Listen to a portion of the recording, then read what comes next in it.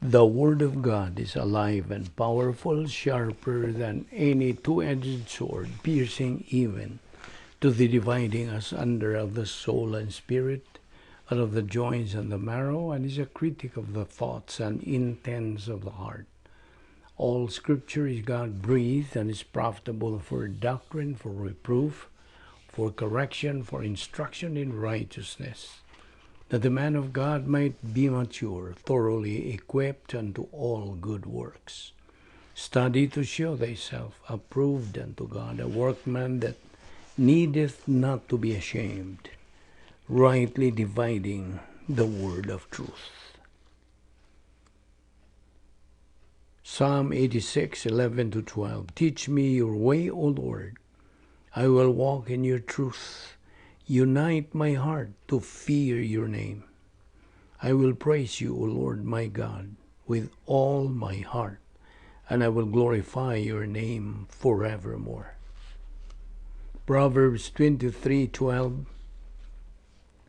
Apply your heart to instruction, and your ears to words of knowledge. 2 Corinthians 7:1. Therefore, having these promises, beloved, let us cleanse ourselves from all filthiness of the flesh and spirit, perfecting holiness in the fear of God. Psalm 119, 33-35. Teach me, O Lord, the way of your statutes, and I shall keep it to the end. Give me understanding, and I shall keep your law. Indeed, I shall observe it with my whole heart. Make me walk in the path of your commandments, for I delight in it. Before we start our Bible study, let us go right away to the principle of 1 John 1:9. If we confess our sins, God is faithful and just to forgive us our sins and to cleanse us from all unrighteousness. For you unbeliever, the issue you face is using your free will so you can make the most important decision in your life. The decision to believe in the Lord Jesus Christ as Lord and Savior.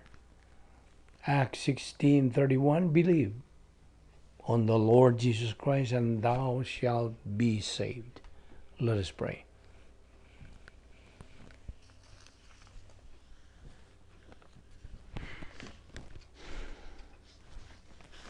Heavenly Father, we thank you for the opportunity today to assemble ourselves together in your name. We now pray that God, the Holy Spirit, will challenge us, motivate us to the things you are going to teach us today. This we ask in Christ's name, our Lord and Savior. Amen. Okay. I guess we're going to finish our discussion on this topic, on this lesson, what must I do to be saved?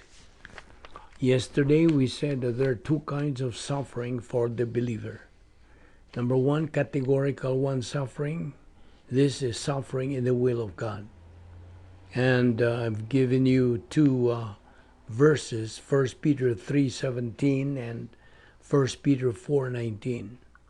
And then the second kind of suffering is the categorical two suffering. This is the suffering of divine discipline. That is any and all suffering that accrues to the believer out of fellowship, out there in carnality. He is under either in initial discipline or intensive discipline.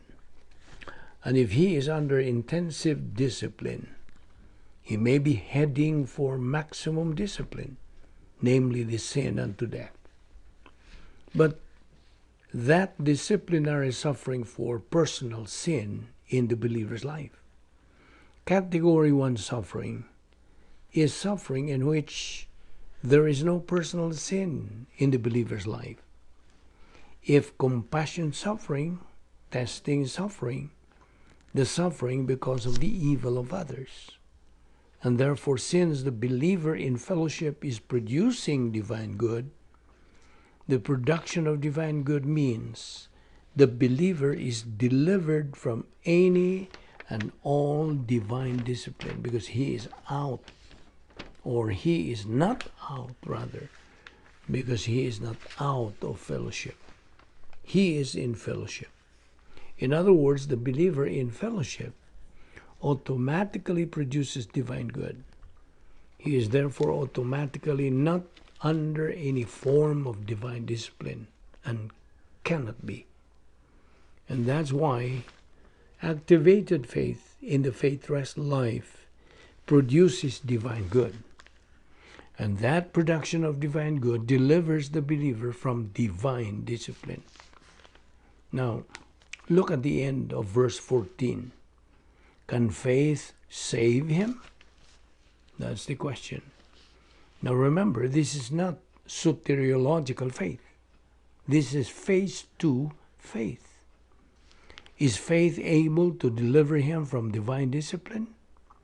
Now what kind of faith is he talking about? Would you go back to the middle of the verse? This verse says, if a believer may say, that is, if he may contend that he has activated faith, the faith functioning with the faithless life. In other words, this believer says, I'm walking in fellowship with God. I'm right here, right on the bottom circle. He says this, but the characteristics of his life is, he does not have the production of divine good. That is, he does not have, it simply says, he does not have works. What it means is, he does not have good works. He does not have the production of divine good. Now you have to think with us here. He says, this believer says, I'm walking in fellowship with God, but he is not producing divine good. Now he says one thing, but he is not producing divine good. What kind of faith does the believer have who does not produce divine good? The answer is dead faith. Non-activated faith. Non-appropriating faith. And therefore, he may say he is in fellowship, but he does not produce divine good. Then in reality, he is out of fellowship and in carnality, walking in darkness, and therefore he is productive, but he is productive of human good or dead works. So, every believer produces every moment of his day, right? Every day he is either producing divine good or he is producing human good. If he is producing divine good, then he is in fellowship, right? If he is producing human good, then he is out of fellowship. And the productivity is automatic, based upon what the believer is. If he is a spiritual believer, he produces divine good. But if he is a carnal believer, then he produces human good. When he is in fellowship, he may be driving down the freeway. Yes, when you're in fellowship, you may be doing something, and that something you're doing is going to produce divine good. Understand that? So let me repeat. If you are in fellowship, what you're doing is divine good. While if you are out of fellowship, what you're doing is human good. Now, switching back to the doctrine of salvation, God is presenting a stimulus of the gospel. Stimulus. He is presenting a stimulus of the gospel message to unbelievers. Unbelievers are warned of the horrible consequence of rejection of Christ, the lake of fire, the eternal fire. Now, there are kinds of things that cause tremendous maximum pain to members of the human race. One is physical pain caused by fire, by burning. Now that is intense. The other one is emotional pain caused by loneliness. You know, The greatest emotional pain that people suffer in life is loneliness. Do you think God does not know how to judge unbelievers? What's the lake of fire is gonna be? They are in the blackness of darkness forever. Total isolation of loneliness, burning in fire. What a combination. 2 Peter chapter 2 says, you know, God knows how to punish the ungodly. And there's a whole big conditional clause there in 2 Peter chapter 2. And it also says, God also knows how to deliver the believer out of temptations. Don't underestimate God. Do not. Either in His capacity to punish or in His capacity to impute grace, blessing. Do not toy around with the Word of God on your life as a believer. You go with the Word. You watch what God does for your life. Your life would become so fabulous. It would become so wonderful that you would look around in people who are indifferent and lethargic toward the Word. And you want to kick them on the butt. And you would tell them, wake up, you jerk. The Word of God is wonderful. Get your butt to class and start learning. Grow up. Put your butt down on a chair so your brain can absorb something valuable. Now let us review. The believer who is in fellowship with God automatically produces divine good. And he is not under divine discipline. Okay? Here is a believer who says he is in fellowship, but actually he is not. Now what kind of faith does that believer out of fellowship have? A dead faith, a non-appropriating faith, a deactivated faith. Now the question at the end of verse 14, can that dead faith deliver the believer from divine discipline? No, it cannot. And not only that, the question here is introduced by the negative me. And me demands a negative response. No, it cannot. But just to show you that the believer in fellowship here is not under divine discipline. This time, let us open our Bible to Romans chapter 8, verse 1. Okay? Let's do it quickly. Romans chapter 8, verse 1. Okay, verse 1 says, there is therefore now no condemnation to them which are in Christ Jesus, who walk not after the flesh, but after the Spirit. Now, the first thing you should understand about verse 1 is that the first two words there is not in the original. The verb has been supplied and left out as an elliptical, but there is no word for there. The word that's the subject of this verb here is the word translated condemnation. It is katakrima in the Greek. Katakrima. Now I'll show you how this looks like and what modifies. Katakrima. Krima means judgment. Kata means down or against. It is in the intensified form. And this word is modified by the neuter nominative singular of the adjective hudes.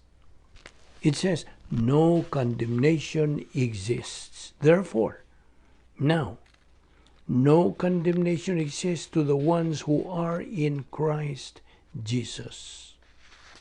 In Christ means union with Christ on the top circle. Eternal life, member of the human, no, not member of the human, member of the family of God. At the point of salvation, the unpardonable sin is canceled. That's it. Now Hebrews 9:27, you know this verse, says, It is appointed unto man once to die, physical death, and after this, the judgment. That is the great white throne judgment of Revelation 20:11-15.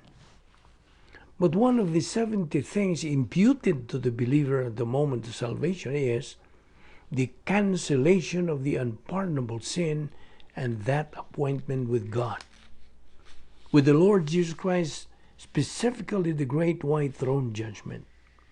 It is appointed unto men once to die, and after this, the judgment. Hebrews 9:27. Again, this is the great white throne judgment. But at the point of faith in Christ, that means the individual who trusts in Christ as Savior now gets eternal life. John 3:16, John 3:36. He that believeth on the Son hath eternal life. But he that believeth not the Son hath not life, but the wrath of God abideth on him. Secondly, his name is written in the Lamb's book of eternal life at the moment of salvation.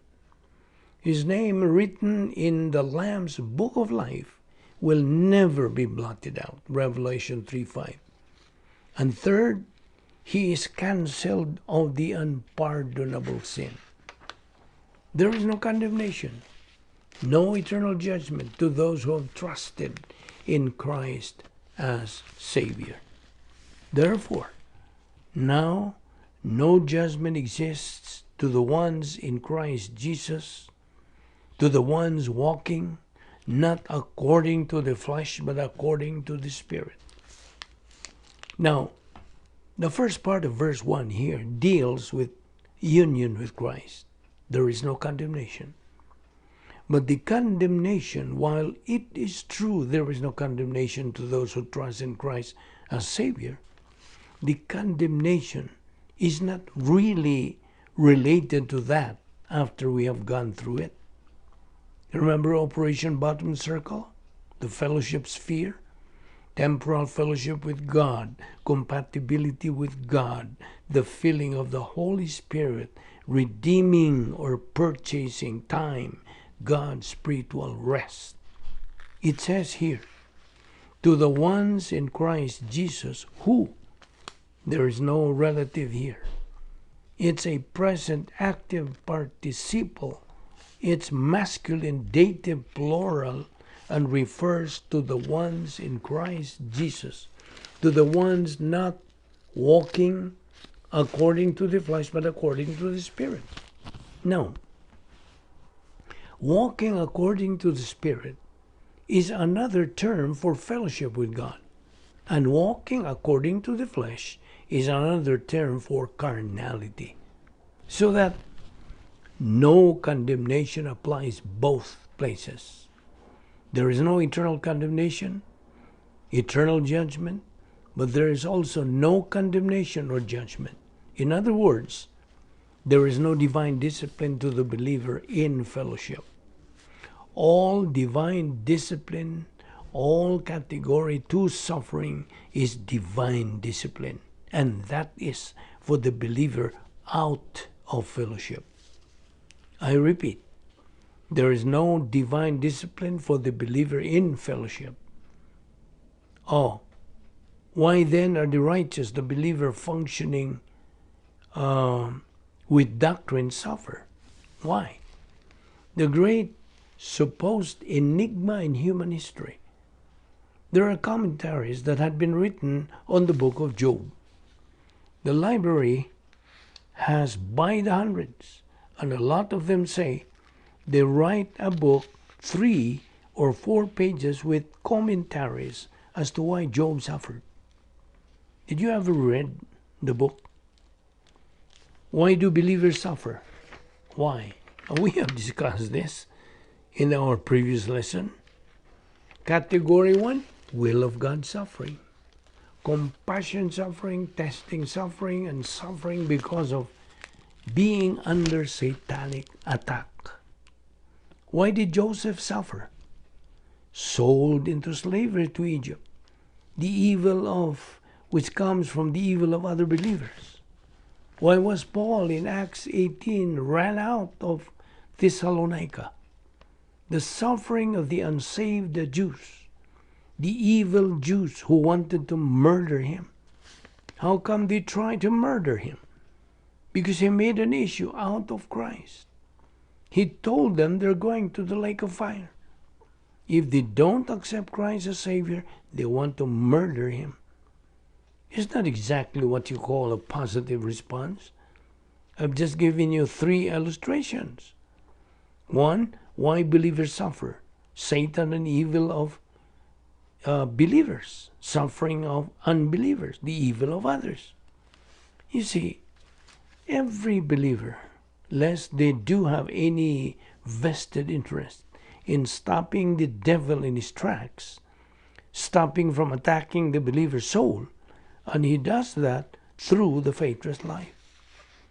Every believer has a vested interest, and every unbeliever coming to faith in Christ, and every believer getting plugged into doctrine. Because when they do that, you will remove a lot of suffering in your own life. That occurs in your life. And it's going on right now because of the evil in this country. And a lot of evil in this country comes from reversionistic, carnal, evil believers. The innocent suffer with the guilty. They cannot just crawl into a cocoon and say, I'm not going to be affected by anybody. Romans 14:7 says, no man lives to himself and no man dies to himself. You're affected by it. By the way, to handle it is with doctrine. Just make the Word of God your life and watch what happens. One of the wonderful things that will happen to you is you get good and angry in life. That's be angry and sin not. Ephesians 4:26 called righteous indignation. You will get angry at the evil of others. But you also know how to go about on problem solving and the problem prevention. And its better experience is not the best teacher. Doctrine is. I repeat that. It is better experience is not the best teacher. Doctrine is. Better to learn about people from doctrine than it is till they get burned by evil people in life. You can be protected against being burned by evil people in life if you get doctrinally smart. And the statements that Job makes in the book is talking about the dead are better than the living. That's not true of unbelievers. That's true on believers. And Job knew doctrine. He knew doctrine. And at the end of the book, whom did God commend? Job. What does it mean? The dead are better than the living. Dead believers have gone to paradise. There is no suffering. The reason the dead are better than the living is because Job, as a believer on the face of the earth, in phase 2, is suffering. Believers have gone to paradise. Don't suffer anymore. That is what it means by that statement. There is no discipline for the believer in fellowship. How can you avoid discipline in life? Very simple. Just function with a faithless life. And that is also how a believer automatically produces divine good. Here we end our discussion on this subject. Let us pray. Father, we thank you for the time you have given us to study your precious word today. Thank you for our Bible study through the YouTube of the Vic Balbido Evangelistic Ministry. We now pray that you continue using this ministry for the dissemination of your gospel and for the edification of the church. This we ask in Christ's name. Amen.